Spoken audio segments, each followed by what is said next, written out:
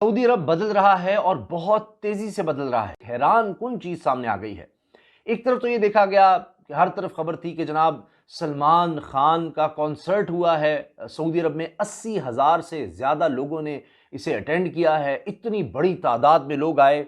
मगर अब तो हाल ये हो गया है कि उल्टा काम चल पड़ा है और सऊदी अरब की वजारत इस्लामी अमूर की तरफ से बाकायदा ऐलान किया गया है कि तबलीगी जमात पर पाबंदी लगा दी गई है। मुन्नी इस वक्त बदनाम हो रही है कि हम जब मदीने या मक्के में होते हैं हमें हजर अस्वद के करीब जाने पर डंडा पड़ जाता है, रोजा रसूल की जाली को चूमने पर डंडा पड़ जाता है। आप कहते हैं बिद्दा है, आप कहते हैं गलत है, आप कहते हैं गुनाह है। वो करना गुनाह है लेकिन ये करना ठीक है। देखते हैं कि आगे क्या होता है मौलाना साहब का क्योंकि जाहिर है अब इनकी दुकान तो हो जाएगी बंद, लेकिन इनकी दुकान बंद होगी सऊदी अरब में, इनकी दुकान पाकिस्तान में तो चल ही रही है।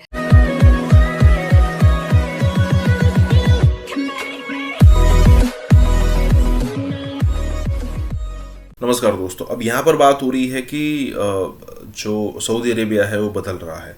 देखिए, कोई भी अगर रिजिड कंट्री होगा उसमें जो नई पीढ़ी आएगी, बहुत बड़े लेवल के चांसेस होते हैं कि वो पीढ़ी अगर वहाँ पर रूढ़िवादी सोच चल रही है और वो समाज के लिए ठीक है तो ठीक है, लेकिन अगर वो समाज के लिए ठीक नहीं है तो नई पीढ़ी बदलने की ट्राई करेगी। फिर वो बात अलग है कि वो कितने सक्सेसफुल होते हैं। लेकिन यहाँ पर बात हो रही है पाकिस्तान के प्राइम मिनिस्टर, सऊदी अरेबिया के प्राइम मिनिस्टर, या फिर आप कह सकते हो कि प्रिंस MBS मतलब मोहम्मद बिन सलमान के बारे में। अब पिछले दिनों उन्होंने एक स्टेटमेंट दिया था हदीस को लेकर। जो मुस्लिम जो समाज है या फिर आप क्या कि इस्लाम में दो चीज़ें सबसे ज़्यादा अहम कंसिडर की जाती है, वो है हदीस और कुरान। और हदीस को लेकर उन्होंने एक स्टेटमेंट दिया था कि जो हदीसें जब लिखी जानी चाहिए थी उसके कई सालों बाद या फिर कुछ 100 साल के बाद ये हदीसें आई है, तो उस पर कितने लेवल का ट्रस्ट किया जाए ये हमें पता नहीं है। मतलब ये चीज़ें दिखाता है। देखिए, पहले सऊदी अरेबिया के अंदर महिला को गाड़ी चलाने से लेकर कई सारे कानून थे कि वे आप नहीं कर सकते, लेकिन अब सारी चीज़ें जो छूट मिल रही है, सारी चीज़ों में अब अलाउ किया जा रहा है। ये MBS के लीडरशिप के अंडर ही किया जा रहा है। पिछले दिनों सलमान खान का यहाँ पर एक शो किया गया था जिसमें हज़ारों लोग आए थे। अब हम सबको पता है कि इस्लाम में ठुमके लगाना अलाउड नहीं है, लेकिन फिर भी यहाँ पर सब कुछ किया जा रहा है। इसका मतलब आप समझ ही सकते हो। इसी के साथ ही वीडियो शुरू करते हैं। सऊदी अरब बदल रहा है और बहुत तेजी से बदल रहा है। कोई तवक्को नहीं कर रहा था कि इतनी तेजी से सऊदी अरब में तब्दीली आएगी और अब तो एक हैरान कुन चीज सामने आ गई है। एक तरफ तो ये देखा गया कि हर तरफ खबर थी कि जनाब सलमान खान का कॉन्सर्ट हुआ है सऊदी अरब में। 80,000 से ज्यादा लोगों ने इसे अटेंड किया है, इतनी बड़ी तादाद में लोग आए।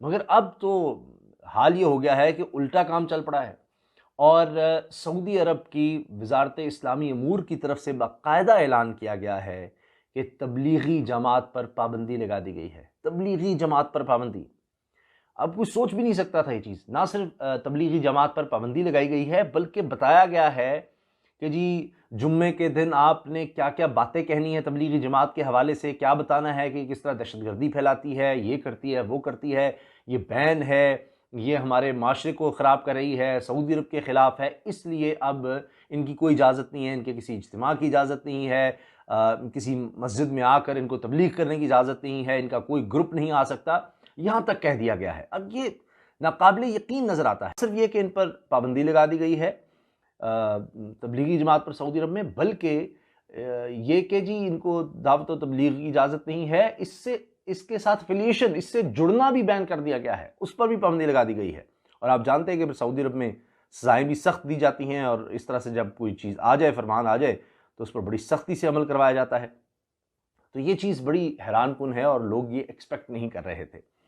और अब देखना ये है कि इसका रद्दमल क्या होता है। सऊदी अरब में तो आपको पता है कि वहाँ पर जिस तरह का निज़ाम है, तो मोहम्मद बिन सलमान या उनकी वजारत जब कुछ कह देती है वहाँ से, तो फिर उस पर तो अमल दरामद करना पड़ता है। तो ये सऊदी अरब बड़ा बदल रहा है, ना सिर्फ अपनी इकॉनमी को बदल रहा है बल्कि अपने रस्म व रिवाज को बदल रहा है। और इस्लामी हवाले से जिस तरह सऊदी अरब को देखा जाता था, उसमें बड़ी तेज़ी से तब्दीली आ रही है। सलमान खान, उसका एक कॉन्सर्ट होता है, इसे कहते हैं दबंग कॉन्सर्ट। सलमान खान अपने दबंग कॉन्सर्ट के लिए इस वक्त सऊदी अरब में है और इस वक्त पूरी दुनिया के जो बड़े बड़े इंडस्ट्री है वहां की, उसके जो फिल्मी सितारे हैं वो सऊदी अरब में मौजूद हैं। मुन्नी इस वक्त बदनाम हो रही है, लेकिन सऊदी अरब को यह इस बात का इल्म नहीं है कि सऊदी अरब पूरे आलम इस्लाम में बदनाम हो रहा है, उसको इस बात का अंदाजा नहीं है। यानी वो मुल्क जिस मुल्क में आका सल्लल्लाहु अलैहि वसल्लम की रोजे की जाली को हाथ लगाने पे शुरता डंडा मारता है और कहता है बिद्दा, वहां पे ये गुनाह हो सकता है। और अगेन मैंने अपनी पहले वाली वीडियोस में कहा था, भाई आप कॉन्सर्ट करना चाहते हैं आप कॉन्सर्ट करें, आप स्ट्रिप क्लब खोलना चाहते हैं आप जो मर्जी करें, आपका मुल्क आपकी मर्जी। लेकिन फिर जब आप ये मुनाफकत करते हैं ना कि हम जब मदीने या मक्के में होते हैं हमें हजरा अस्वद के करीब जाने पर डंडा पड़ जाता है, रोजा रसूल की जाली को चूमने पर डंडा पड़ जाता है, आप कहते हैं बिद्दा है, आप कहते हैं गलत है, आप कहते हैं गुनाह है, वो करना गुनाह है लेकिन ये करना ठीक है। इस मुनाफकत पे हैरत होती है, इस मुनाफकत पे गुस्सा आता है बेसिकली। ठीक है जी, अब आगे आप एक और तस्वीर देखिए, ये कॉन्सर्ट पे जो हुजूम देखें आप, कितना तरसे हुए थे सऊदी अरब के लोग। वो जो हमें लगता था कि यार मतलब उफ ये तो इतने इस्लाम पसंद लोग हैं, हमें ये मंजन बेचा गया है, पाकिस्तान को खास तौर पे कह रहा हूं, पाकिस्तान को 70 साल से ये मंजन बेचा गया है कि ये लोग जो हैं ये क्या कमाल लोग हैं भाई, मतलब इनको फॉलो करो, इस्लाम फॉलो करना है तो इन लोगों को फॉलो करो। ये देखें ये कितने तरसे हुए थे कॉन्सर्ट्स के लिए। इस वक्त आप हुजूम देखें, तस्वीरें देखते जाएं और आप हैरान रहते जाएं कि किस कदर हुजूम है इस कॉन्सर्ट में। दुनिया की छठी बड़ी तरीन फौज है, यह भी अच्छी बात है, फख्र करने वाली बात है, लेकिन क्या हमने इसी में गुजारा करना है कि हम लड़ बड़ा अच्छा लेते हैं भाई और कोई काम नहीं करना हमने। हमारे यहां क्या हो रहा था, जिस वक्त पराग अग्रवाल IIT का पढ़ा हुआ हुई ना, चंद महीने पहले उसकी नॉमिनेशन आ चुकी थी, उस वक्त हमारे मुल्क में हमें पता नहीं था कि धरने हो रहे हैं, हम धरने दे रहे थे, इस्लामाबाद की तरफ लॉन्ग मार्च हो रहा था। ठीक है जी, और कहा जा रहा था जनाब कि आज मुल्क बंद कर देंगे हमारा, और हम तालिबान को माफीनामा देने के लिए उस पर काम कर रहे थे। वो क्या कर रहे थे इंडियंस, वो पूरी दुनिया पे राज करने के लिए तैयारी कर रहे हैं, और हम क्या कर रहे हैं, हम कभी जनाब क्या जी हो क्या गया जी, ये फुला सियासतदान ने ये कह दिया तो फुला सियासतदान ने ये कह दिया, कभी चीनी महंगी हो गई, कभी आटा महंगा हो गया, कभी चीनी नापैद हो गई, कभी पेट्रोल नहीं मिल रहा, कभी डॉलर ऊपर चला गया, और कभी जनाब अब हम सोच रहे हैं कि हम तालिबान को माफ कर दें। ये जो लोग हैं ये अमेरिका में बैठे होंगे, ऑब्वियसली ये व्हाइट हाउस में है, ये स्टेट डिपार्टमेंट में, ये डिफेंस में है, ये जहां जहां बैठे होंगे ऑब्वियसली दे विल इनकी वैल्यू होगी। असल में हमें क्या समझा जाता है, ये बिल्कुल हमें याद है, हमारा पहला ट्रीटमेंट शुरू हो जाता है एयरपोर्ट से जब उतरते हैं, और उसके बाद हमारी मुसीबतें बिल्कुल हमारा जिस तरह इंतजार कर, इस तरह हमारे साथ किया जाता है जिस तरह लोग इंतजार कर रहे होते हैं हमें लूटने के लिए, और it starts from the process, starts from the airport. रिश्वत के रेट डबल हो जाते हैं, जाली मुकदमात में फंसा लिया जाता है। यानी इंडिया जो है वो डिजिटली कहां से कहां पहुंच गया। आपके मुल्क में अभी अमेज़न तक नहीं आया यार, आप अमेज़न पे चीज नहीं खरीद सकते, आप ईबे पे चीज नहीं खरीद सकते, आपके पास थर्ड पार्टी पेमेंट गेट्सवे ही नहीं है, आपको जुगाड़ लगाने पड़ते हैं, किसी बंदे को बाहर भेजे, लॉग इन करके तुम थर्ड पार्टी पेमेंट गेटवे जो है वो लिंक कर देना। हम अभी यही फंसे हुए हैं कि टिकटॉक बैन करना है या अनबैन करना है, फेसबुक को बैन करना है या अनबैन करना है, हम अभी तक यही फंसे हुए हैं दोस्तों। हमारा प्रॉब्लम यह है कि हमारे पास कोई डायरेक्शन नहीं है। ये जो स्ट्राइप का सीईओ वो क्या लिखता है सुनिए, वो लिखता है, उसका नाम है पैट्रिक कॉलिसन, वो लिखता है गूगल, माइक्रोसॉफ्ट, एडोबे या adobe, IBM, Palo Alto Networks and now Twitter, run by CEOs who grew up in India. Wonderful to watch the amazing success of Indians in the technology world. सुनिए और शर्माइए, रोज बैठ के India को गाली देते हैं, वो कहां से कहां जा रहा है। अगर आपने उसका मुकाबला करना है तो आपको भी ऐसा बनना होगा। ये आज वक्त है अपने गिरबान में झांकने का। आपको बुरा तो मैं बहुत लग रहा हूं। बताया कि जब बाइडेन जो है उसने जब अपने पहले 50 दिनों के अंदर उसने 55 जो इंडियंस थे उनको उसने अपॉइंट कर दिया लीडरशिप पोजीशंस में जो एडमिनिस्ट्रेशन में थे। इवन के सुनने में आया कि जो उसका स्पीच राइटर है और नासा तक के जो लोग हैं वो इंडियन अमेरिकन हैं। सो मेरा ख्याल है कि पाकिस्तान को अपना एक कनेक्शन डेवलप करना चाहिए उन लोगों के साथ जो बाहर बैठे हुए हैं। इंडियन डायस्पोरा आता है, वो फुलब्राइट स्कॉलरशिप पे आता है। इंडियन डायस्पोरा आता है, उसको पीछे कोठियों पे कब्जे की कोई उसको खौफ नहीं होता, वो खुल के या वो ओपन पिच पे खुल के खेलता है, क्रीज से बाहर निकल के शॉट्स मारता है। वो हमारा डायस्पोरा यहाँ पे आता है। पहले मैं बताता हूँ डायस्पोरा के बच्चों की तरबियत क्या है। अभी यहाँ भी ये वो समझते हैं बच्चा अगर ऊपर वाला क्लास में जाए उसको यहाँ भी कहते हैं कार्डियोलॉजिस्ट बन जाए क्योंकि उसकी तनख्वाह अच्छी, वहां से कोई बचता है थोड़ा सा तो उसको आईटी में डालते हैं। आज तक मैंने किसी बंदे को ये नहीं देखा कि मेरा बच्चा प्रोफेसर बनेगा यहाँ पे अमेरिका में भी, या मेरा बच्चा वकील बनेगा, या मेरा बच्चा यहाँ पे पढ़ के पाकिस्तान सर्व करेगा, ये बताया नहीं जाता। सुनिए इलॉन मस्क ने इसी ट्वीट के नीचे रिप्लाई करते हुए क्या लिखा। वो कहता है USA benefits greatly from Indian talent. America को भारतीय टैलेंट से बहुत फायदा हुआ। और अमेरिका को पाकिस्तान से क्या फायदा होता है? हम कभी अपने अड्डे दे देते हैं अफगानिस्तान पे बमबारी करने के लिए, कभी हम ड्रोन अटैक करने की इजाजत दे देते। हमसे तो ये फायदा हुआ है अमेरिका को अब तक, जिसका वो कभी भी शुक्रगुजार नहीं है। हमने क्या फायदा दिया दुनिया को, ये देखिए। हमने क्या कंट्रीब्यूशन दी है दुनिया को अभी तक, कुछ अंदाजा भी है आपको क्या दिया है हमने अब तक पाकिस्तानियों ने? हम बातें बड़ी बड़ी करते हैं जनाब, हमने गौरी मिसाइल बना लिया, हमने बनाए यार, कुछ और भी तो करें साथ साथ। और हमें वो उसका लॉबिंग करनी या हमें उसकी मार्केटिंग करनी नहीं आती जिस तरह इंडियंस जो है वो मार्केटिंग करते हैं अपने लोगों की।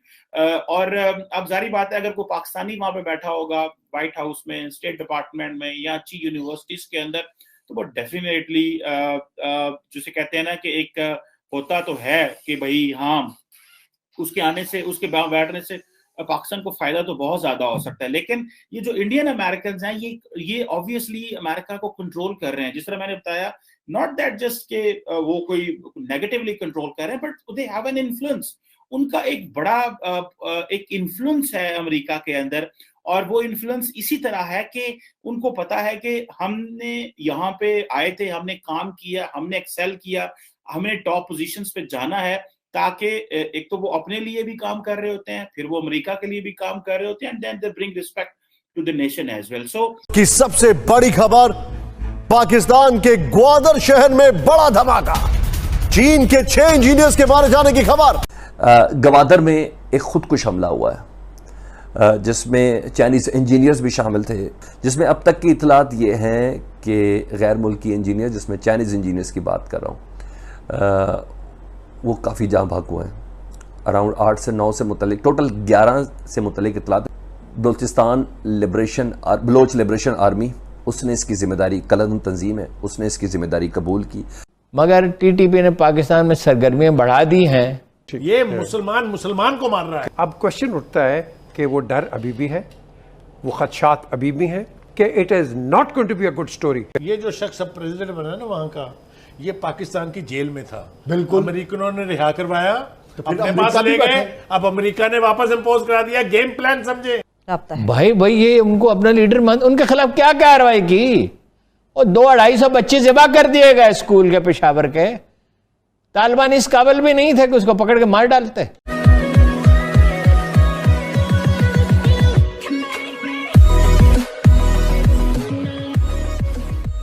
नमस्कार दोस्तों, ग्वादर आप जानती है, ग्वादर पोर्ट आपने कई बार सुना होगा कि चाइना ने जो अपना सीपेक का जो प्लान किया था उसमें ग्वादर पोर्ट वो यूज़ करने वाला था। और इससे भी आपको पता चला होगा कि ग्वादर बलूचिस्तान के अंदर है। अब इससे ये सीधा हम फैच कर सकते हैं कि बलोच लोग जो है वो पिछले दिनों बहुत स्ट्रांग हो चुके हैं। पिछले दिनों से पता नहीं उनको कहाँ से फंडिंग मिल रही है, कहाँ से सपोर्ट मिल रहा है, कहाँ से हथियार मिल रहा है, लेकिन न्यूज़ें आती रहती है कि वहाँ पर ग्वादर के आसपास बड़े धमाके होते रहते हैं। पाकिस्तानी आर्मी और पाकिस्तानी पुलिस को यहाँ पर टारगेट किया जाता है। और अब ये दिन देखिए, पहले क्या हुआ करता था कि इतनी स्ट्रॉन्ग सपोर्ट नहीं मिलता था, तो उससे होता ये था कि भाई जो बलूचिस्तान के लोग हैं वो इस हिसाब से फाइट नहीं कर पाते थे। लेकिन पता नहीं, चाहे वो इंडिया हो, चाहे रॉ हो, चाहे कोई दूसरी एजेंसी हो जो यहाँ पर बलूचिस्तान को सपोर्ट कर रही है, अब हो ये रहा है यहाँ पर कि पाकिस्तानी आर्मी के कई सारे सैनिक पिछले दिनों मारे गए हैं। प्लानिंग करके मारा जाता है, उनको पता होता है कि आर्मी वाले कहाँ से निकलने वाले, तो नीचे आईडी फिट करके रखा होता है और पूरी की पूरी जो जीप होती है, फिर जुपीरा का पूरा जो व्हीकल होता है उसको ब्लास्ट कर दिया जाता है। कहने का मतलब यह है कि सिचुएशन बहुत विपरीत हो रही है पाकिस्तान के लिए। इसी के साथ ही वीडियो शुरू करते हैं। ग्वादर में एक खुदकुश हमला हुआ है जिसमें चाइनीज इंजीनियर्स भी शामिल थे। एक्सप्रेस वे को निशाना बनाया गया और इस इंजीनियर्स के हमले से मुतल्लिक मैं बताऊं कि एक्सप्रेस वे पे काम कर रहे थे, पाकिस्तान की तरक्की के लिए काम कर रहे थे, चीन की राहदारी के लिए काम कर रहे थे। पाकिस्तान की जो लाइफ लाइन है वो ये सी पैक है, पाकिस्तान की आवाम का मुस्तकबिल है। इसको एक्सप्रेस वे का नाम दिया गया था। ये सी पैक के मंसूबे के अंदर थी। जिसमें अब तक की इतलात ये हैं कि गैर मुल्की इंजीनियर, जिसमें चाइनीज़ इंजीनियर्स की बात कर रहा हूँ, वो काफ़ी जाँ भाग हुए हैं। अराउंड 8 से 9 से मुतलिक, टोटल 11 से मुतलिक इतलात। बलोच लिबरेशन आर्मी, उसने इसकी जिम्मेदारी, कलदम तंजीम है, उसने इसकी जिम्मेदारी कबूल की। क्या यहाँ जश्न मनाने वाले ये बात भूल रहे हैं कि टीटीपी भी उन्हीं मौलवी हैबतुल्लाह के हाथ पे बैत है, अमीर तस्लीम करते हैं, और उन्होंने अपनी सरगर्मियां बढ़ा दी हैं और वो कंफर्टेबली अफगानिस्तान में रहे, उनके खिलाफ कोई कार्रवाई नहीं की। मगर टीटीपी ने पाकिस्तान में सरगर्मियां बढ़ा दी हैं और ये कहा जाता है जी कि वो इनसे लाताल्लुक हैं। बिल्कुल, इसकी कोई सबूत नहीं दे सकता कि वो इससे लाताल्लुक, यानी कि राब्ता है। भाई ये उनको अपना लीडर मान, उनके खिलाफ क्या कार्रवाई की? और 200-250 बच्चे ज़िबा कर दिए गए स्कूल के पेशावर के। तालिबान इस काबिल भी नहीं थे कि उसको पकड़ के मार डालते। हमारी सरजमीन किसी के खिलाफ इस्तेमाल नहीं होगी। टीटीपी का खासतौर से नाम लेके कहा, हम खुश हो गए, हमने कहा कमाल हो गया। अब आज के बयान और कल का बयान देखिए जो पाकिस्तान के हवाले से उन्होंने लिया, तो व्हाट डू वी ट्रस्ट? इसीलिए आपने आज देखा है कि किसी मुल्क ने इनको रिकॉग्नाइज नहीं किया। They are not recognise as a republic. दुनिया तालिबान को एक्सपेक्ट कर रही है। दुनिया कभी ये देखी है कि फ्रांस में क्या हो रहा है, कश्मीर में क्या हो रहा है, फलस्तीन में क्या हो रहा है? मुझे नहीं समझ आता। मुझे ना तो फ्रांस में यकीन है।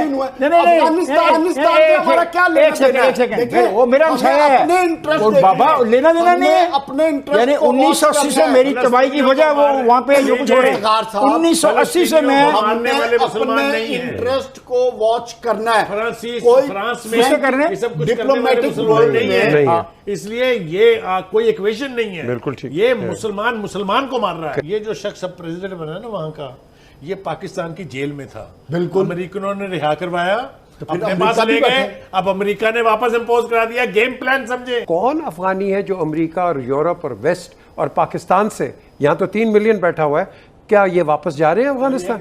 एक जाने के लिए उधर से और निकल रहे हैं। देखे ना, उधर से निकल रहे हैं। अब ये क्यों निकल रहे हैं? Because there is a fear करनी पड़ी उन्हें एयरपोर्ट पर मजमे को हटाने के लिए।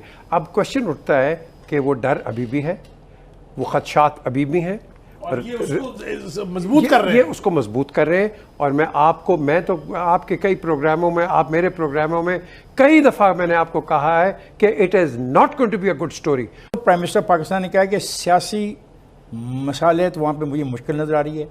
वो खुद कहते हैं कि मैंने तालिबान को मनाने की कोशिश की लेकिन तालिबान ने मेरी बात नहीं मानी। और प्राइम मिनिस्टर इमरान खान का खदशा है कि मामला अनारकी की तरफ। इन 20 सालों में अमेरिका ने वो खेल की है जिसको हम इग्नोर कर रहे हैं। वो खेल ये थी कि they push back the economic and political influence of China, Russia, the central Asian state in this area. ये बहुत बड़ी कामयाबी है कि 20 साल तक आपने उनको दूर रखा। 20 साल तक आपने सेंट्रल एशियन स्टेट्स के लिए लैंड लॉक रखा। उनको मौका नहीं फराहम करने दिया कि वो कोई ऐसे डिसीजन कर सकें कि किसी तरीके से अपने लैंड लॉक होने को ख़त्म कर सकें। ये बड़ी इंपॉर्टेंट बात है। हम इसको इग्नोर किए जा रहे हैं कि 20 साल के बाद भाग गया। एक बात ही। दूसरी बात जो ख़तरनाक है, जिसकी तरफ बुखारी साहब ने इशारा किया, मैं इसको ऐड करता हूँ। सर, आज किसी जगह से ये थ्रेट आया है कि हमारी 2000 बख्तरबंद गाड़ियाँ हैं। हम नहीं चाहते कि हमारी जो टेक्नोलॉजी है वो चाइना के हाथ लगे। हम ब्लैक हॉक हेलीकॉप्टर छोड़ रहे हैं और वो तालिबान जंगजुओं के पास हैं, तो हम उनको तबाह करने का सोच सकते हैं। बलोच लिबरेशन आर्मी से मुतल्लिक आपको पता, हमें पता, और दुनिया के सामने, यूनाइटेड नेशंस तक के सामने बता चुके हैं कि ये भारतीय रॉ सपोर्टेड एक ऑर्गेनाइजेशन है जिसको भारत सपोर्ट करता है, जिसकी सैलरीज का बजट भारत बर्दाश्त करता है, जिसकी ट्रेनिंग का बजट भारत बर्दाश्त करता है, और भारत में ही इसकी ट्रेनिंग होती है इनके कारकुनों की। जो पाकिस्तान में ज़बरदस्ती गुमशुदा लापता अफराद बने होते हैं वो दरअसल BLA के कारकुन होते हैं। तो BLA ने इसकी जिम्मेदारी कबूल की है और BLA का है मजीद ब्रिगेड जिसने जिम्मेदारी कबूल की है। पाकिस्तान का साबिक DGISI रहे हैं यहाँ पे कि इंडियन जो इंटेलिजेंस एजेंसी है RA, उनके साथ उनके रवाबत हैं 2008 के बाद। कि RA जो है वो इस वक्त दुनिया की नंबर 1 नहीं 1+ एजेंसी होगी और वहाँ पे बाकायदा जश्न मनाया जा रहा होगा। तो 12 साल से वो ये काम कर रहे हैं मुबैना तौर पर, 12 साल से। इस दौरान कितने DGISI आए और गए, इस दौरान कितने आर्मी चीफ्स आए और गए, किसी को ये ख्याल नहीं आया, किसी के पास ये मालूमात नहीं है कि जब असद दुरानी पिछले 12 साल से ये काम कर रहे हैं मुबैना तौर पर।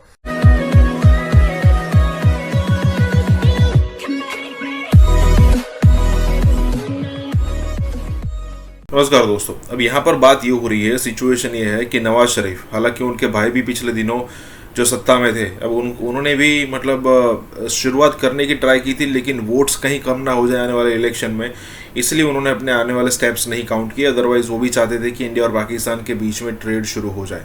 नवाज शरीफ भी चाहते हैं कि इंडिया और पाकिस्तान के रिलेशन अच्छे हो, और भारत इतना बड़ा देश है कि पाकिस्तान का अगर इंडिया के साथ रिलेशन सुधर जाता है, ट्रेड शुरू हो जाता है, तो फिर पाकिस्तान को और कुछ करने की ज़रूरत नहीं है। पाकिस्तान की ज़्यादातर जो महंगाई है वो कम हो जाएगी, बेरोज़गारी भी कई बड़े मात्रा में कम हो सकती है, और ये जो सर्वाइव करने की बात है ना पाकिस्तान की, वो सर्वाइवल से ऊपर आ जाएगा और एक स्टेबल स्टेट होने की ओर आगे बढ़ेगा। और नवाज शरीफ यही चाहते हैं। हालांकि उन्होंने पिछले अपनी स्पीच में ये भी कहा था कि एक तरफ देखिए इंडिया G20 को होस्ट कर रहा है, वहाँ पर चंद्रयान की बात हो रही है, भारत चंद्र पर पहुँच रहा है, और अगर हमारी तरफ देखें तो बेरोज़गारी, महंगाई, पॉलिटिकल इंस्टेबिलिटी, यही सब कुछ चल रहा है। तो इस वीडियो में यही बात हो रही है। इसी के साथ ही वीडियो शुरू करते हैं। ये हुआ है कि पाकिस्तान की जो प्रीमियर एजेंसी है, जो बहुत सारे ममालिक की हुकूमतों की नींद उड़ाने का सबब है, वो एजेंसी जो है उसके एक साबिक सरबराह जनाब जनरल रिटायर्ड असद दुरानी साहब को जो है वो रा का एजेंट करार दिया गया हो। ज़ाहिर है उन्होंने रा के साबिक सरबराह हैं दलत साहब के साथ मिल के एक किताब तहरीर फरमाई, एक नहीं फरमाई, 2 फरमा दी, फिर उनकी किताबें इंडिया से भी छप गई। पाकिस्तान का साबिक DGISI रहे हैं यहाँ पे कि इंडिया ने जो इंटेलिजेंस एजेंसी है रा, उनके साथ उनके रवाबत हैं 2008 के बाद। चलें, एक आम सियासतदानों पर भी इल्ज़ाम लगते रहते हैं, यहाँ पे उस सिविल सोसाइटी पे भी लगते हैं, सहाफ़ियों पे भी लगते हैं, हर किसी पे पाकिस्तान में लग जाते हैं कि जनाब कि ये गद्दार है, ये मुल्क के नेशनल इंटरेस्ट के खिलाफ बात हो रही है, मुल्क के वफादार नहीं है, मुल्क दुश्मन है, फलां मुल्कों से फंडिंग लेते हैं एजेंट्स। ये पाकिस्तान में पता फतवागिरी बहुत बड़ी आम है। लेकिन ये बड़ी एक अनयूजुअल सी बात है कि पाकिस्तान के एक 3 स्टार जनरल हूँ, लेफ्टिनेंट जनरल हूँ, जिन्होंने आके उसको ISI को कमांड किया हुआ हो, और प्लस वो आर्मी में 32 साल तक रहे हूँ, तो उसके बारे में अगर हमारी इस्टेब्लिशमेंट ये समझती है कि नहीं जनाब कि ये भी इनकी एक्टिविटीज़ जो हैं वो भी मुल्क की उसमें आती हैं, दुश्मनी में आती हैं, सिक्योरिटी वो कंसर्न्स हैं, रॉज हैं, उन पे क्वेश्चंस हैं, और उनको एक तरह का डिटेन से मुराद है कि वो पाकिस्तान से बाहर नहीं जा सकते। रीजनिंग ये है कि उन्होंने कोई 2-4 किताबें लिखी हैं, 2-4 तो नहीं, मोस्टली मतलब जिस किताब पे एतराज़ है, वैसे तो उनकी बड़ी अगेन और भी 3 किताबें हैं, बल्कि 3 हैं टोटल मेरा ख्याल है, मैंने पढ़ी हैं उनकी 3 पढ़ी, कोई और है तो मेरे जहन में नहीं है। तो उस पर उनको आके एतराज़ हुआ, और हमारी इस्टेब्लिशमेंट ये समझती है कि उन्होंने बैठ कर हमारे जो हमारा दुश्मन जो एनिमी है वो, और हमारे नेबर हैं इंडिया, जिसके साथ हम 3 या 4 वार्स हम लड़ चुके हैं, और हमारे मुल्कों में दोनों आपको पता है ISI और ये रा का एक दूसरे पर इल्ज़ाम लगते रहते हैं, प्रॉक्सी वार्स के, सैबोटाज के, दोनों मुल्कों के हवाले से एलिगेशंस होते हैं, दोनों को हमारा अपना नैरेटिव है, इंडिया का अपना नैरेटिव है। तो ये बात पाकिस्तान के लोगों के लिए या पाकिस्तान इस्टेब्लिशमेंट के लिए ज़्यादा मैं समझता हूँ कि रा जो है वो इस वक्त दुनिया की नंबर 1 नहीं 1+ एजेंसी होगी, और वहाँ पे बाकायदा जश्न मनाया जा रहा होगा, और इंडियन मीडिया के ऊपर बहुत ज़्यादा धमाल डल रही होगी कि यार हम कितने बड़े लोग हैं कि ISI का जो हेड था वो हमारे पेरोल पे था और वो हमारे लिए काम कर रहा था। ये बात बड़ी कमाल की है। ये इल्ज़ाम लगा कर कि असद दुरानी जो ex-DGISI हैं, और DGISI का मतलब ये है कि पाकिस्तान के तमाम तर अहम राज, पाकिस्तान के न्यूक्लियर असासे कहाँ पर प्लेस होते हैं, पाकिस्तान की स्ट्रेटजी क्या है, बारीक मालूमात नहीं होगी, उसके लिए दूसरे इदारे मौजूद हैं, लेकिन अमूमी तौर पर जो खुफिया तरीन मालूमात हैं वो DGISI के पास मौजूद होती हैं। पाकिस्तान के दूसरी इंटेलिजेंस एजेंसीज के जो काम है उनको काउंटर करने के लिए स्ट्रेटजीज क्या होती हैं वो DGISI उसके साथ डील करता है। डोमेस्टिक टेररिज्म से लेकर पाकिस्तान के सियासी मामला, तमाम तफसीलात जो हैं वो DGISI के हाथ में होती हैं। आप उस ऑफिस को होल्ड करने वाले बंदे के बारे में बता रहे हैं कि उसके रॉ के साथ ताल्लुकात हैं, सिर्फ रॉ के साथ नहीं, दूसरी हॉस्टाइल एजेंसीज के साथ भी ताल्लुकात है। बाय इंप्लीकेशन आप ये कह रहे हैं कि टॉप मोस्ट बंदा जो है, जो पाकिस्तान की टॉप मोस्ट एजेंसी को हेड करता रहा है, वो फॉरेन एजेंसीज के लिए काम कर रहा है। इसकी जो इंप्लीकेशंस हैं वो इतनी गहरी हैं, इससे बड़ा धब्बा और खुद के ऊपर इल्ज़ाम लगाने का एहतमाम कोई कर ही नहीं सकता। तो मैं ये समझने से कासिर हूँ कि ये किस अक्लमंद शख्स ने ये ECL के ऊपर रिटेन करने के लिए ये जनरल असद दुरानी के खिलाफ ये मुकदमा बनाया। आप 20 और आर्गूमेंट्स दे सकते थे, आप 1000 और ताबीलें दे सकते थे। कोर्ट्स के अंदर आप क्या क्या किस्म के आर्गूमेंट्स नहीं देते हैं, कौन कौन से कागज आप पेश नहीं करते हैं। यहाँ पर तो फेक कागजात जो हैं वो भी पेश हो जाते हैं और उसके ऊपर सादिक और अमीन के ठप्पे लगवा के वहाँ से बाहर निकल आते हैं। आप दर्जनों और आर्गूमेंट दे सकते थे ECL के ऊपर रखने के लिए, लेकिन आपने वो आर्गूमेंट चूज किया जिसका असर जो है वो DGISI की शख्सियत पर नहीं पड़ा, ex-DGISI की शख्सियत नहीं पड़ा, उसके ओहदे पर पड़ा और उसके इदारे के ऊपर पड़ा। हिंदुस्तान के अंदर आपका क्या ख्याल है इस वक्त, क्या शादियाने नहीं बजाए जा रहे होंगे कि देखें हमारी ताकत देखें। रॉ जो है इस वक्त अपने आप को एक बहुत बड़ा इदारा समझ रही होगी, वो समझ रही होगी कि देखें हमारी ताकत देखें कि उनका जो अपना कानून का इदारा है वो ये कह रहा है कि उनका जो ex-DGISI है वो हमारे लिए काम करता था। आप अंदाज़ा कर सकते हैं कि रॉ का इन्फ्लुएंस जो है फैसला साजी के अंदर जो पहले ही बहुत ज़्यादा है, इस किस्म की बयानी से कितना बड़ा होगा और शकूक व शुबहात क्या जन्म दे रहे होंगे पाकिस्तान दोस्त एजेंसीज के सरबराहान के दिलों के अंदर। जो लोग हमारे साथ मिलके काम करते हैं वो क्या सोच रहे होंगे कि ये कैसा मुल्क है जिसका अपना कानून का इदारा ये कह रहा है कि उसका ex-DGISI जो है वो रॉ के लिए काम करता है, तो हम तो इन लोगों के साथ काम करते हैं। तो जो दोस्त हैं वो कितने परेशान और परेशान होंगे कि हम किस बंदे को ट्रस्ट करें और किस बंदे को ट्रस्ट ना करें। और तीसरी बड़ी बात, इतने बड़े इदारे के ऐसे सरबराह के ऊपर इस किस्म का इल्ज़ाम लगाकर आपने जो शकूक के बीज बोए हैं वो हर सरबराह के सर के ऊपर तलवार की तरह लटके होंगे। देखिए 2008 से बताया जा रहा है कि 2008 से जनरल असद दुरानी ये काम कर रहे हैं मुबैना तौर पर। तो 2008 से लेकर हम 2021 के अंदर ये मौजूद हैं और जो किताब उन्होंने लिखी वो पिछले साल उसकी बड़ी तशहीर हुई। तो 12 साल से वो ये काम कर रहे हैं मुबैना तौर पर, 12 साल से।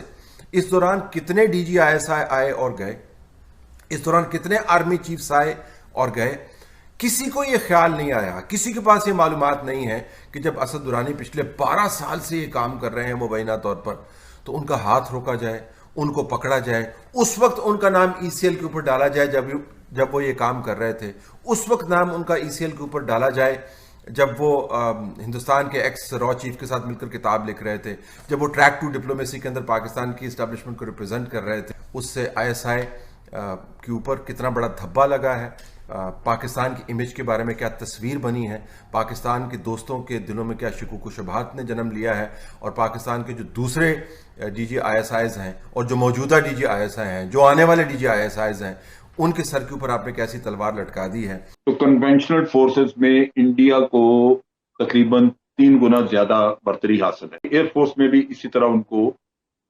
गालिबन मेरे ख्याल 4 या 5 गुना बर्तरी हासिल है। अब पाकिस्तान डरा हुआ है, आपने रिएक्शन टाइम कम कर दिया।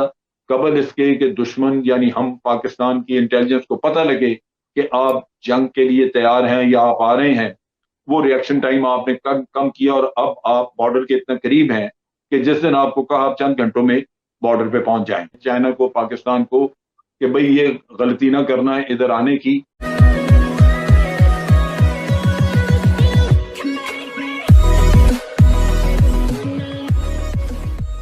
नमस्कार दोस्तों, अब सबको पता है, किसी भी बंदे को अगर थोड़ा भी समझ है तो उसको पता होगा कि भाई पाकिस्तान से इंडियन आर्मी बहुत बड़ी है, चाहे हथियारों के मामले में हो, चाहे सैनिकों के मामले में हो, चाहे टैंक्स के मामले में हो, चाहे जो भी चीज़ों की अगर आप बात करो तो।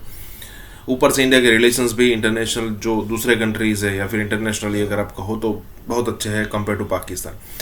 लेकिन फिर भी पता नहीं क्यों पाकिस्तान को हर समय एक चुल रहती है कि भाई जैसे कि 1947 में हुआ, उसके बाद 65 में हुआ, उसके बाद 71 में, उसके बाद कारगिल में, पता नहीं क्यों उनको चुल ये मस्ती रहती। पता है उनको कि इंडियन आर्मी 3 से 5 गुना बड़ी है, आर्मी के साथ साथ नेवी और एयरफोर्स भी बहुत बड़ी है, तो फिर हम आखिरकार कर क्या सकते हैं। तो कहने का मतलब ये है कि इतनी सारी चीज़ें पता होने के बावजूद भी इंडिया से बार बार पंगा लेना है।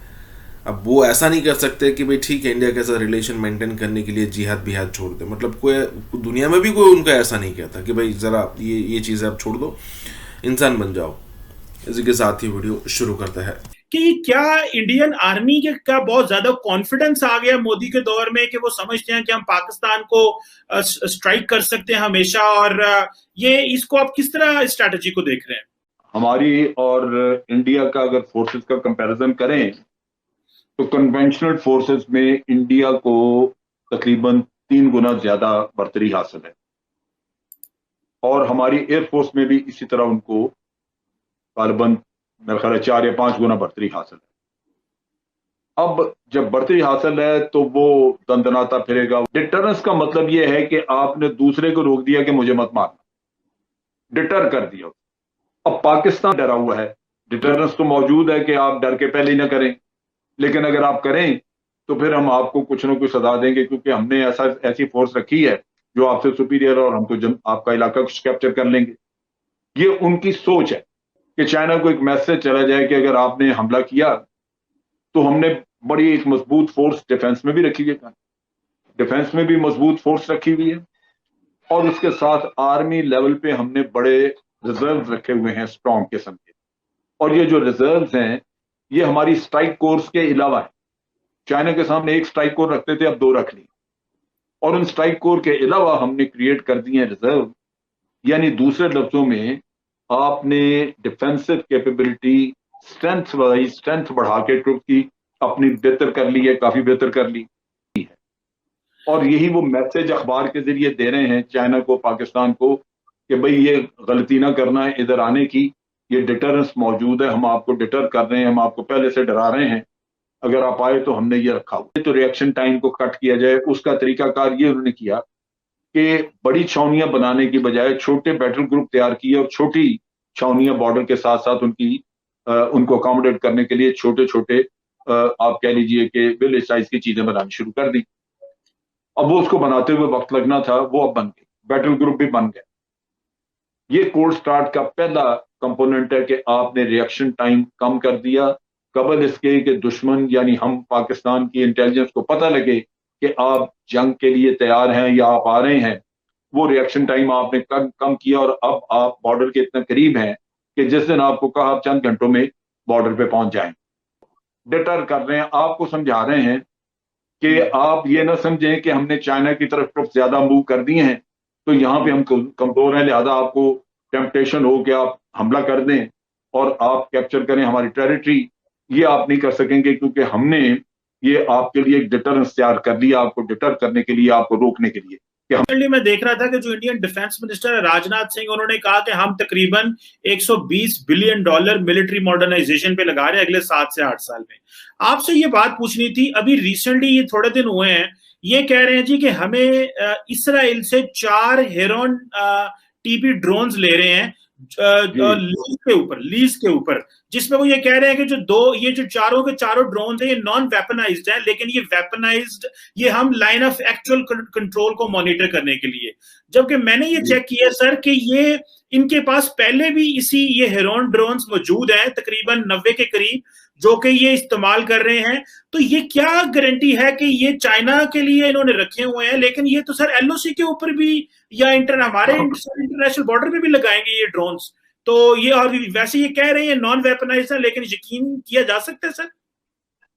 नहीं, इनकी बात पे कतन कोई यकीन नहीं किया जा सकता, लेकिन एक आप चीज ध्यान में रखें, जहां तक एयर पावर का ताल्लुक है, हवाई जहाज हों, ये हेलीकॉप्टर्स हैं, ड्रोन्स हैं, इनका कहने को आप कह सकते हैं कि जी चाइना के अगेंस्ट मैंने इतने रखे हैं फलां के गए, क्योंकि वो एयरफील्ड जो हैं वो उस तरफ बनी हुई हैं, चाइना की साइड पे कुछ बनी हुई है, कुछ इधर बनी है, तो आप कह सकते हैं कि मैंने जी वहां 100 जहाज उधर रखा है, 50 इधर रखे हैं।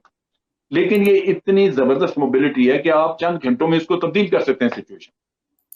द मोमेंट आपको अगर ये ज़हन में आया कि नहीं चाइना पे कुछ नहीं होता, तो इन फ्यू आवर्स आप सारा कुछ उस साइड से उठा के तो पाकिस्तान के अगेंस्ट ला सकते हैं। ये कहना कि जनाब आपके अगेंस्ट ये इतना और उधर इतना और ड्रोन आपके खिलाफ इस्तेमाल होंगे या नहीं होंगे, ये we have to take into account, क्योंकि ड्रोन को शिफ्ट करते कितनी देर लगती। तो इस वजह से ये तो पाकिस्तान को, ये पाकिस्तान आर्मी को ये सारी चीजें जो है अकाउंट फॉर करनी चाहिए।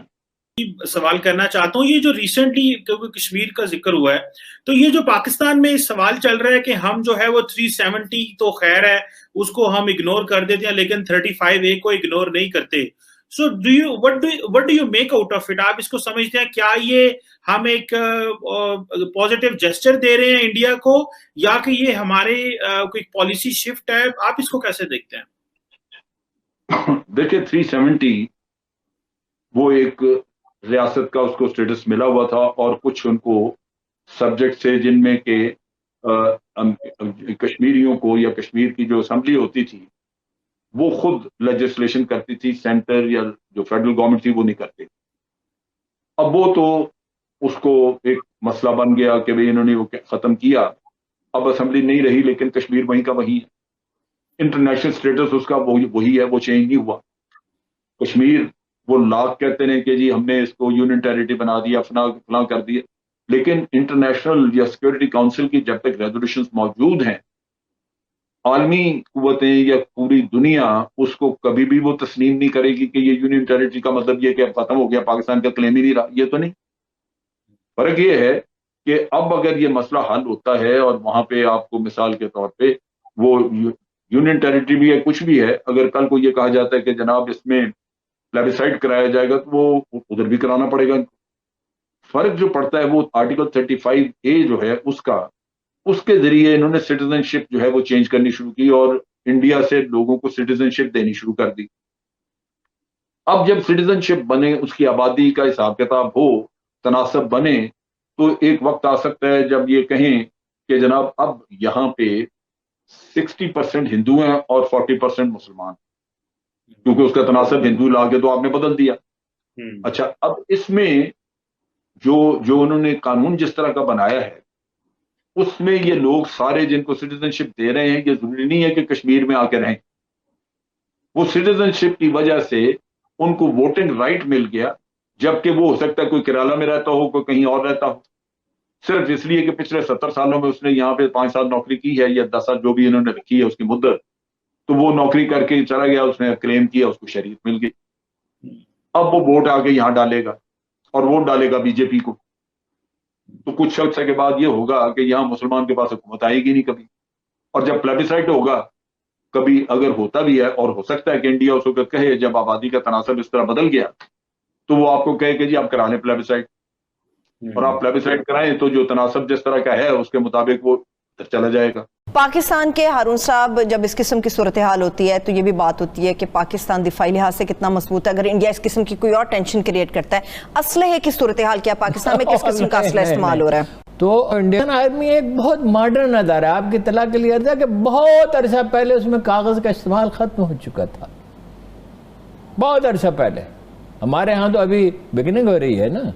टुडेज वर्ल्ड जहां पे इंडिया एक्सपैंड कर रहा है, इंडिया ब्लू वाटर्स में जाने की बात कर रहा है, इंडिया की नेवी 8 से 10 बिलियन डॉलर सालाना अपने अंदर एक्सपेंशन कर, हाथी के साथ टक्कर मार के तो अपने ही सर तोड़ने की बात है। हमारी और इंडिया का अगर फोर्सेस का कंपैरिजन करें तो कन्वेंशनल फोर्सेस में इंडिया को तकरीबन 3 गुना ज्यादा बढ़तरी हासिल है, और हमारी एयरफोर्स में भी इसी तरह उनको गालिबन मेरे ख्याल 4 या 5 गुना बढ़तरी हासिल है। अब जब बढ़तरी हासिल है तो वो दंदनाता फिरेगा।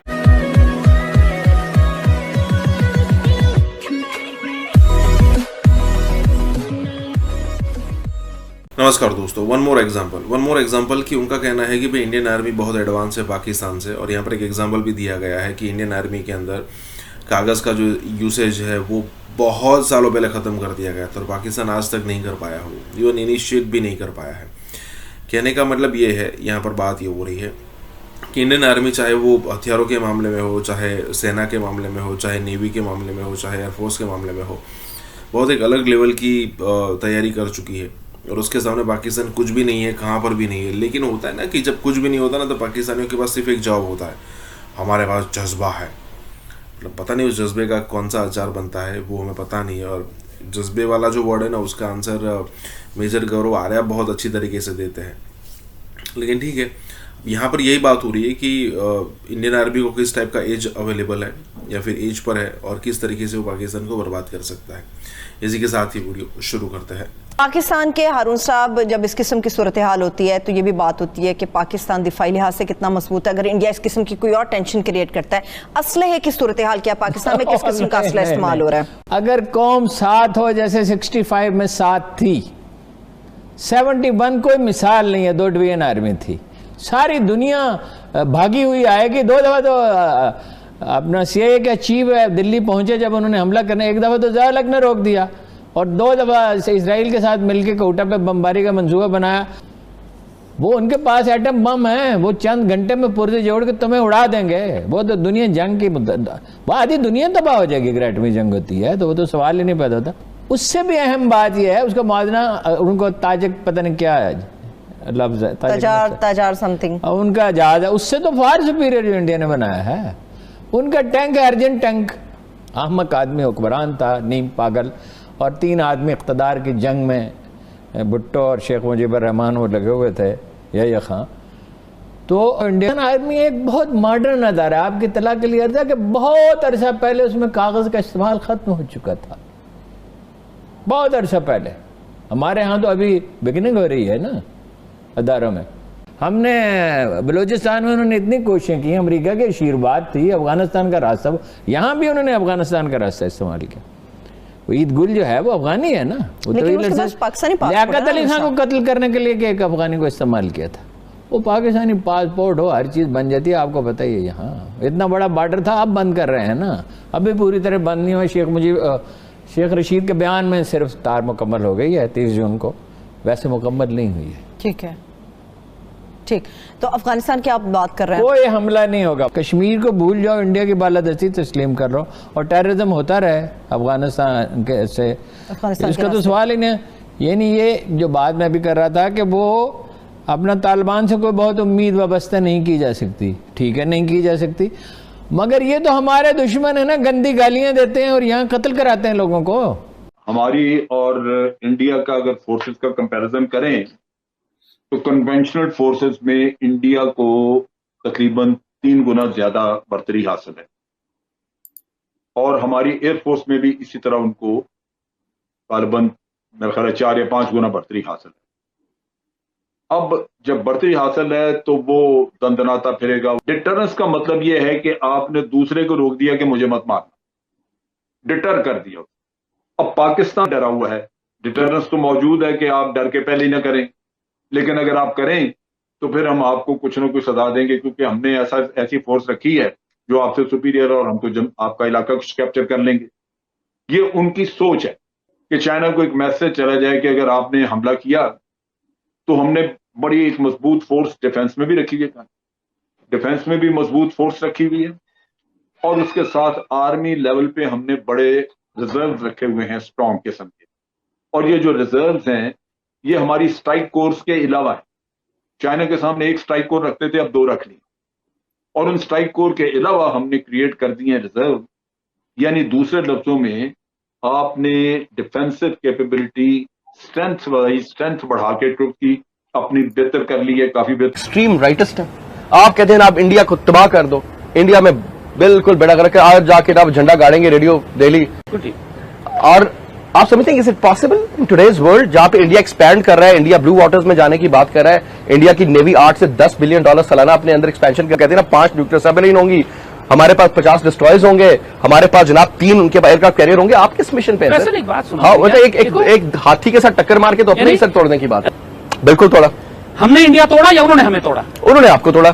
लेकिन कहा यह जाता है कि चारों जगहों में पंगा आपका था। कारगिल में आप घुसे, 39 में आपका मसला, 71 में आपकी प्रॉब्लम, 65 में भी आपकी प्रॉब्लम। ये तारीख कहती है सर, मैं बात नहीं करता। एक सेकंड, हम जो मर्जी करें लाइन ऑफ कंट्रोल के खिलाफ, लाइन ऑफ कंट्रोल बॉर्डर नहीं है, ये दुनिया रिकॉग्नाइज करती है, डिस्प्यूटेड टेरिटरी है, डिस्प्यूटेड टेरिटरी में हम जो मर्जी करें। हमने फौजी भेज दें, हम जरूर भेजें, उन्होंने भी भेजे। कारगिल का उन्होंने सियाचिन पे कैसे फौजी भेजे? यही बिल्कुल फार्मूला था। तो फिर जब उन्होंने किया तो हम क्यों नहीं? उन्होंने तो कर लिया और काबू कर लिया।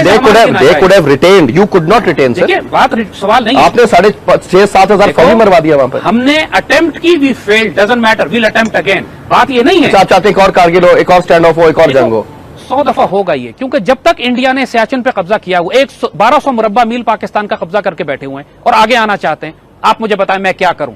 पीछे हटा लूं फौजी अपनी, उनसे कहें कि आके जैसा आप मौजूदा इकोनॉमिक कंडीशन में, जब पाकिस्तान के हालात आपके सामने, मैं डिटेल्स में नहीं जाऊंगा, can you afford to sort of यार मेरी जान एक बात सुनो मेरी, 1947 में जब पाकिस्तान बना था उस वक्त से ज्यादा बुरे हालात तो हमारे नहीं है।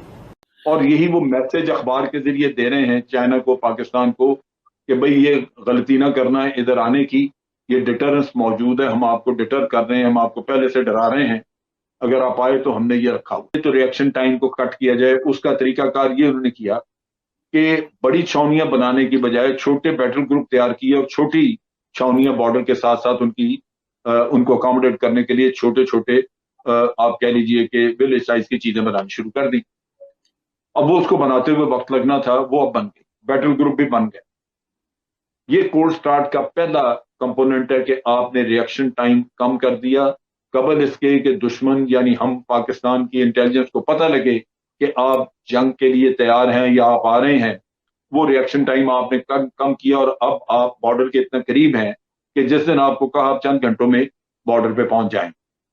डिटर कर रहे हैं, आपको समझा रहे हैं कि आप ये ना समझें कि हमने चाइना की तरफ ट्रुप ज्यादा मूव कर दिए हैं तो यहाँ पे हम कमजोर हैं, लिहाजा आपको टेम्पटेशन हो कि आप हमला कर दें और आप कैप्चर करें हमारी टेरिटरी। ये आप नहीं कर सकेंगे क्योंकि हमने ये आपके लिए एक डिटरेंस तैयार कर लिया, आपको डिटर करने के लिए, आपको रोकने के लिए।